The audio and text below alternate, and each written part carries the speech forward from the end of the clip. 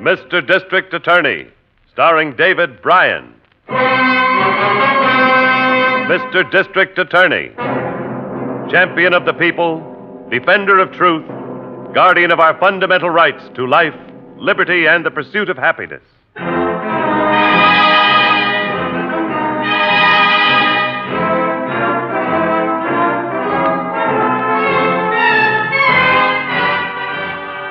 And it shall be my duty as district attorney not only to prosecute to the limit of the law all persons accused of crimes perpetrated within this county, but to defend with equal vigor the rights and privileges of all its citizens.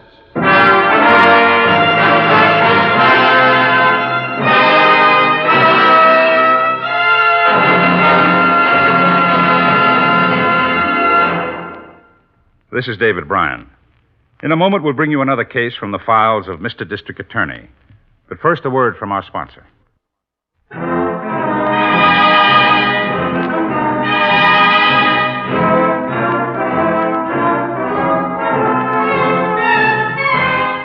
And now, here is our star, David Bryan, as Paul Garrett, Mr. District Attorney.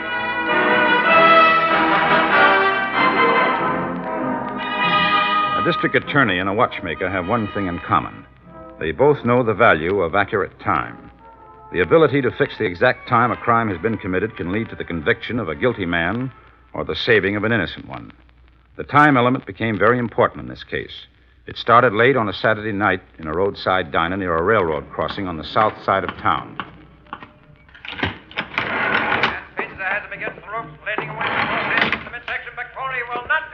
Hi, Charlie. Oh, it's you. That's a happy greeting for your favorite brother-in-law. Stop clowning, Jack. You're not my favorite anything, and you know it. How's the fight going? Rough. Could go either way. I got pins in front by one round. What round is this? 7th. Dinah send you down for something? No, it's something I want to see about, Charlie. Mind if I turn this down a little? What is this, Jack? Another touch? Because if it is, you're wasting your time. It's Saturday night. I got a date. I need $5. Try working. That might be a way to get it. Why don't you ask your sister? Don't kid me, Charlie. You know why. She wouldn't give it to me. You told her not to. I told her to use her own judgment, Jack. Turning my own sister against me. She happens to be my wife. And I'd like to see her get herself a decent dress instead of shelling out 5s and 10s to you. No. All right, then. Maybe I'll just help myself from the register. I wouldn't touch that if I were you, Jack. You just stay on that stool and count your hamburger patties, brother-in-law. Jack! Don't get any crazier than you are. Put that gun back under the counter. Put it back and get out of here or I'll call the cops. Do I get the door, don't I? No! Too bad. Why, you... That's the way you wanted it, cheapskate.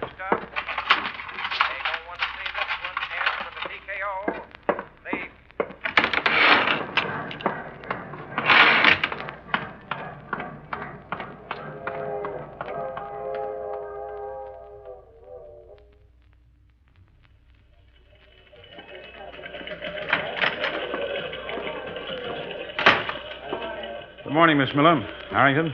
Morning, Well, Mr. hello, Garrett. Chief. Have a nice weekend? Very nice until I saw the Monday morning newspapers on my desk. Why didn't you send me a wire when this Dinah murder was discovered? I just thought you needed the rest, that's all. And yesterday was Sunday, and I don't like to give a murderer a 24-hour start, Miss Miller. I'm sorry, Mr. Garrett. It won't happen again. Besides, Chief, he didn't get a 24-hour start. He didn't even get 24 minutes.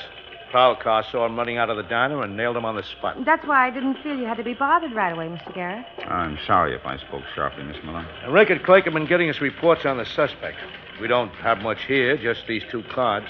But here's a batch of stuff from the other states. Walter Bailey, age 40, no visible means. Most of these are arrests for vagrancy. Yeah. Bailey's a hobo. Rode into town on a 1045 freight from the west Saturday night. Arrested for robbery and murder a half hour later. Where is he now? Interrogation room. Had him brought over, Chief. I thought you might want to talk to him. I do. When they get a complete make on him, Miss Miller, take it up to my office, will you? Yes, sir. Oh, and cheer up. I did need the rest. Fishing yesterday was a lot of fun. Thanks. Yes, sir.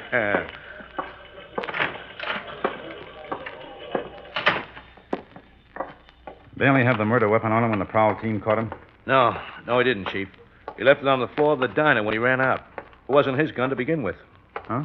It belonged to the diner. The owner said his night man kept it under the counter. It was the night man who was killed, wasn't it? Yeah. Charlie Porter. Bailey's in here. We can handle this, Kerrigan. Wait outside until it's time to take him back. Walter Bailey? That's right. My name's Paul Garrett. I'm the district attorney. Cheers. Don't get fresh, Buster. What'd you expect, singing and dancing? What are you trying to hang on me? What reason would I have for killing a guy I never saw before in my whole life? Robbery seems to be the reason, Bailey. The cash register in the diner had been emptied. Not by me.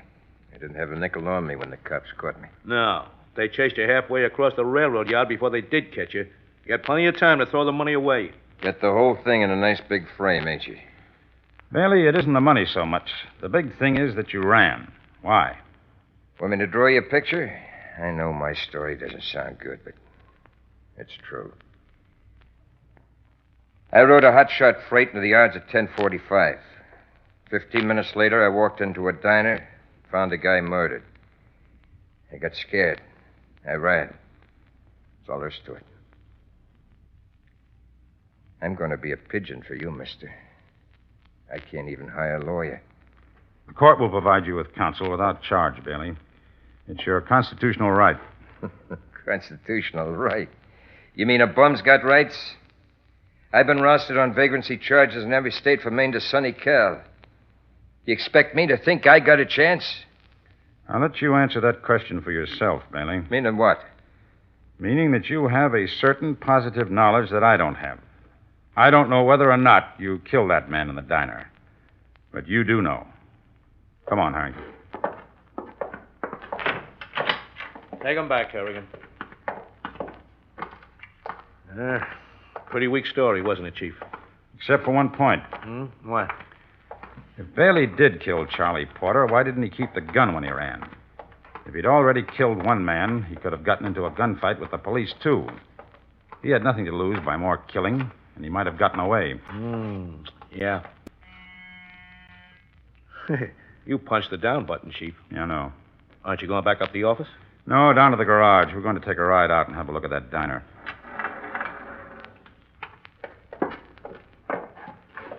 Basement, please.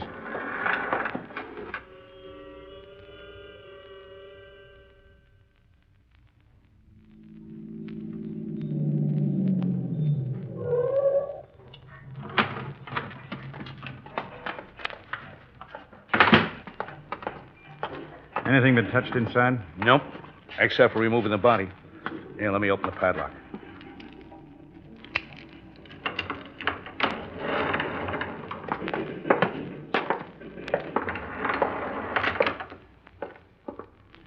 What's that white circle on the floor? That's where we found the gun. The marks at the end of the counter show where Porter's feet were sticking out when the body was found. With the rest of his body behind the counter. The lab figures Charlie Porter was sitting on that stool. Slid off when the slugs hit him. There were a couple of broken dishes there. Must have grabbed at the bottom part of the counter when he fell. How about ballistics? Shots were fired at a distance of about 8 feet by the register there. The owner says the gun was kept right here, under the counter behind the radio. Behind the radio? Yeah, there's no light under the counter. Not when the set's on. Here, let me show you. No backplate on the set. Tubes lighted up under there. I see. Was the radio playing when the police found the body? Yeah. What are you thinking, Chief? That stool. Why would Porter be sitting here without moving while somebody came around behind the counter to the cash register? Unless it happened to be somebody he knew. Bailey might have been behind the counter working out a meal. No, that's probably it. What's this? What? Pencil and scrap of writing paper on the counter. No, that was there. Something Porter was writing, I guess. 2 rows of small squares numbered 1 to 10 at the top. The letter C in front of one row and the letter P in the other. Numbers in all the squares up to 6. He must have been figuring something out. Yes, but what? Certainly not a bill. Who knows? Some kind of puzzle, maybe. Well, whatever it was, he must have been working at it when he was killed.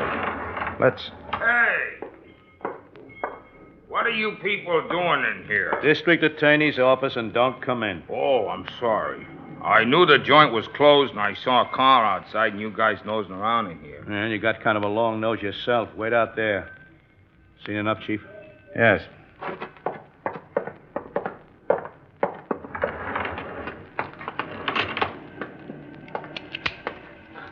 All right. A railroad crossing. I see you guys. I figure you might be breaking in. Is that your crossing right over there, about 150 feet? Breaking in? Is that your crossing right over there, about 150 feet? Yeah, a little shack. Are you on duty Saturday night? Sure, I work a 12-hour shift, noon to midnight. Doing what? Opening and closing the crossing gate whenever a train comes. You ever eat here, in the diner? Nah, just coffee. Come over every night to get hot coffee, and my timer said so. You do it Saturday night? Yeah. What time? 10:30, same as always. How long did you stay?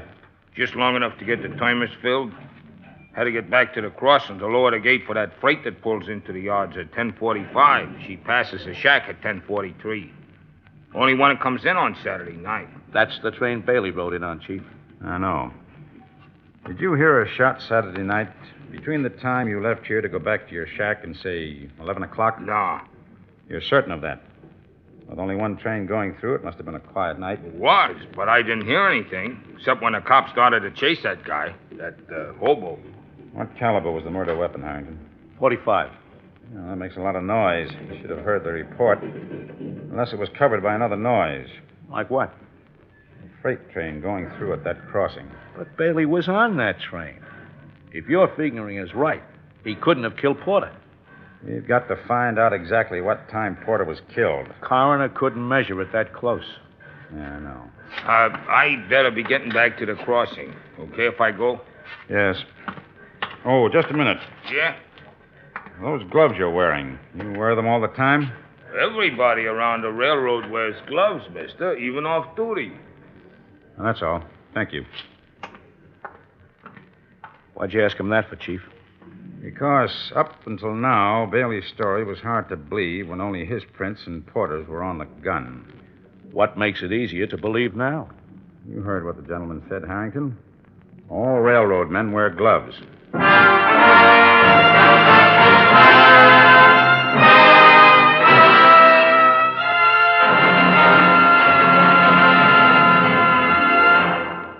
This is David Bryan. Before we continue with Mr. District Attorney in the case of the hungry hobo, here's an important message I'd like you to hear.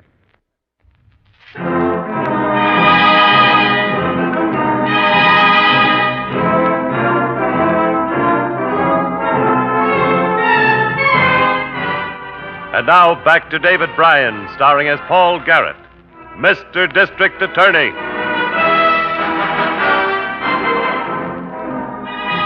The night counterman at a diner had been murdered, and all the available evidence pointed to a hobo.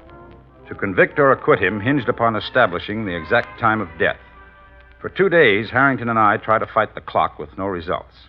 Then I went to call on the dead man's widow.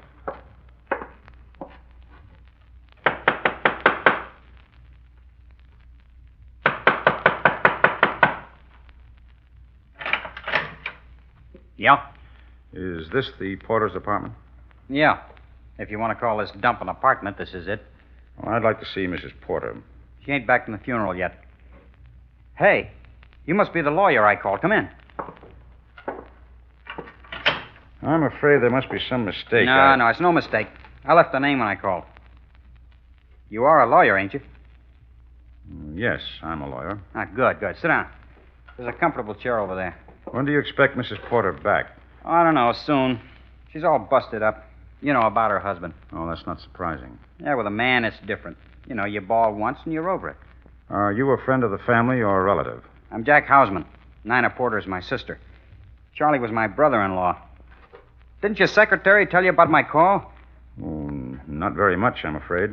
Oh, well, you're here now. That's what counts. Let's get on to business.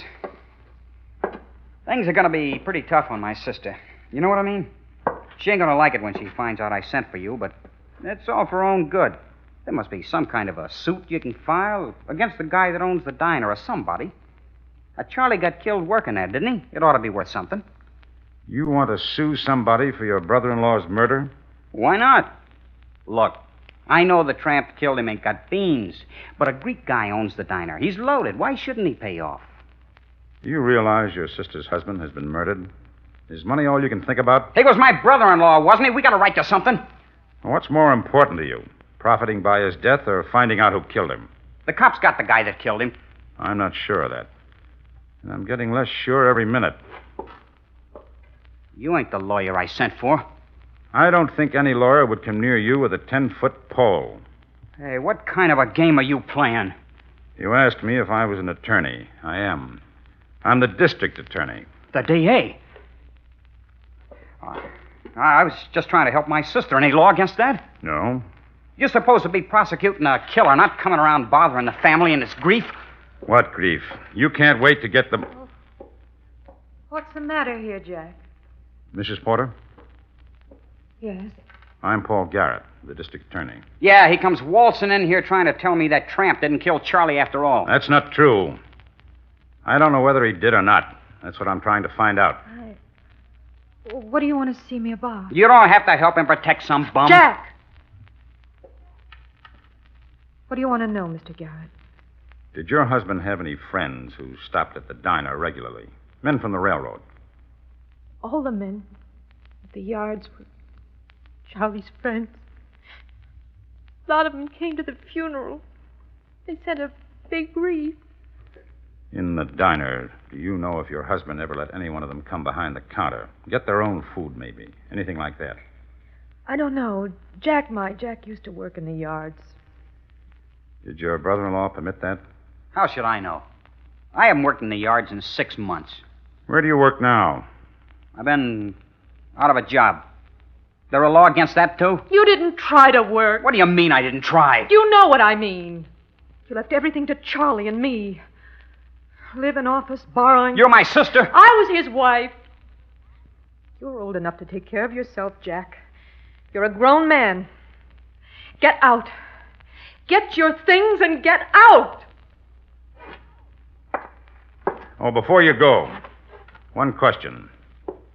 Where were you when your brother-in-law was killed? I ought to clip you one for asking me that, but I won't. I'll tell you where I was. I was with my girlfriend from 8 o'clock until midnight. Her name's Helen Campbell, and she lives at 27 Denton Street. Any other questions? Good.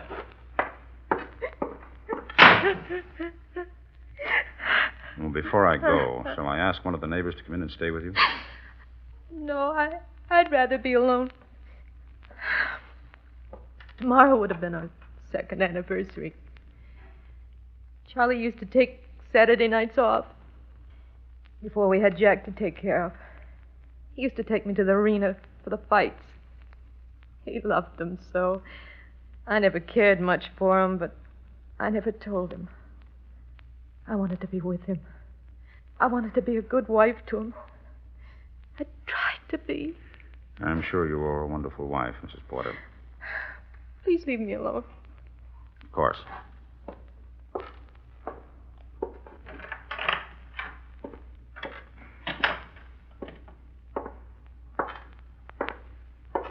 Chief? Harrington, what are you doing here? Huh? Waiting for you. I had a squad of 20 men, including the 2 who arrested Bailey, combing the railroad yards for that money from the cash register. If he threw it away, we didn't find it. I don't think he ever had it. You learned something up there? A couple of things. The main one is that Charlie Porter was an ardent fight fan. How does that help? I'll tell you later after you get a rundown on somebody for me. Oh, who? A woman named Helen Campbell. Check the neighborhood around 27 Denton Street. Get back to the office with a report as soon as you can. Right.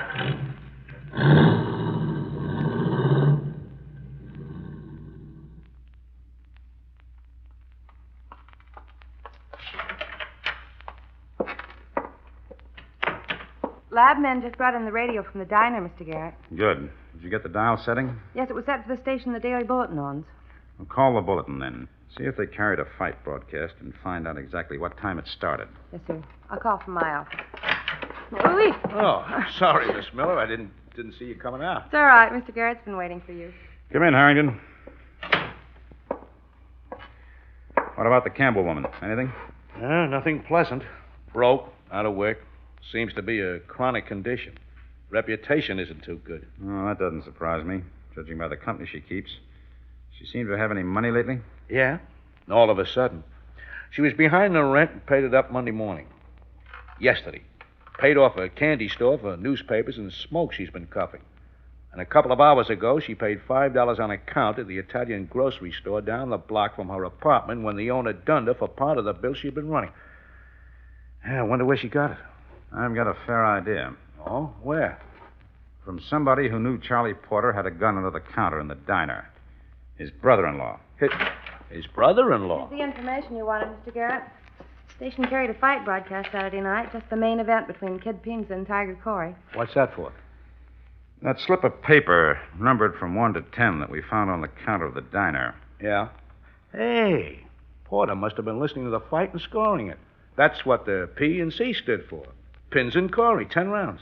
What time did the fight start? Went on at 10:15 sharp. Did it go the full 10 rounds? Yes, sir.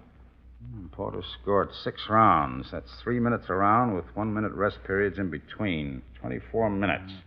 That brings us up to 10:39 p.m. He didn't score the 7th, so he was probably killed during it or just after it. That's 4 minutes more, 10:43, just as the train was passing the crossing into the yards. With Bailey on it. I knew that was why that crossing guard didn't hear the shot. You find out the crossing guard's name? Yeah, Tom Wells. You got a $5 bill on you? Yeah, sure, hit. Write the name Tom Wells on the margin. What's the gimmick? We're going to try and outsmart Jack Houseman's girl. I'm going to tell her that one of the bills stolen from the diner was marked. That a customer who had been in just before the murder remembered changing a bill he'd written his name on. Some people do that, you know, to see if they ever get the bill back again. Okay, Chief. Yeah, there it is. Thanks. Let's go.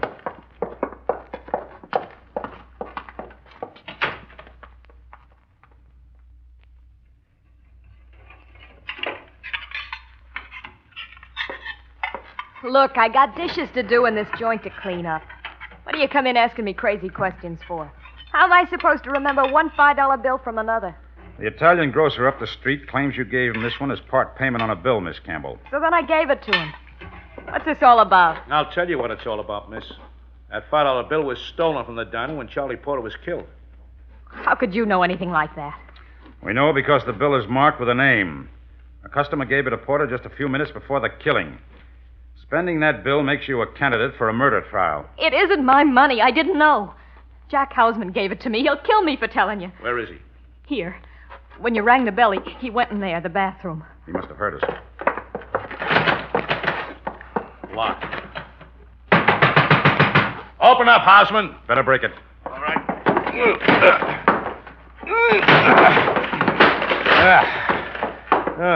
Gone. Out the window. He wanted me to swear he was with me. There he is, Saturday gone night. over the fence at the back of the alley. Stop, Houseman! Give me a boost when we hit the fence. He may be armed. Up. Pull me up. Yeah, right. There, behind that old washing machine. Back off! Don't come for me! Give up, Buster. You had your chance!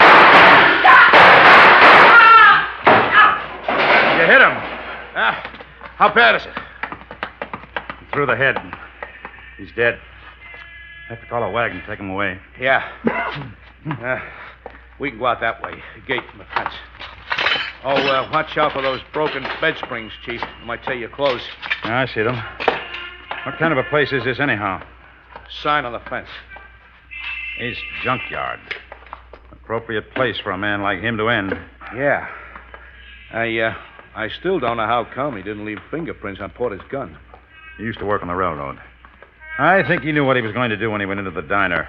Probably wore gloves. Oh. There's only one thing that bothers me, Chief. No? That bill I wrote the name on. What about it? You still got it. Ain't I going to get it back? Sure, Harrington. Here.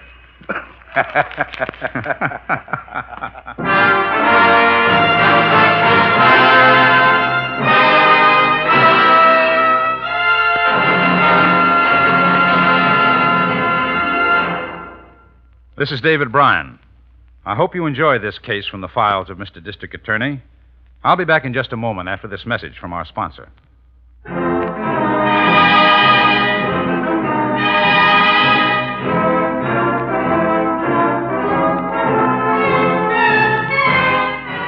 Now, here's the star of Mr. District Attorney, David Bryan, with a word about the program you have just heard. Walter Bailey, the hobo who was almost convicted on circumstantial evidence, was found to be an amnesia victim. He was sent to a hospital, recovered, and reunited with his family, which he hadn't seen in 9 years. He was also restored to a successful business. Jack Houseman's girlfriend, Helen Campbell, is serving a penitentiary sentence as an accessory after the fact. Now, this is David Bryan inviting you to join us when we present our next case based on the facts of crime from the file of Mr. District Attorney. Mr. District Attorney was originated by Phillips H. Lord.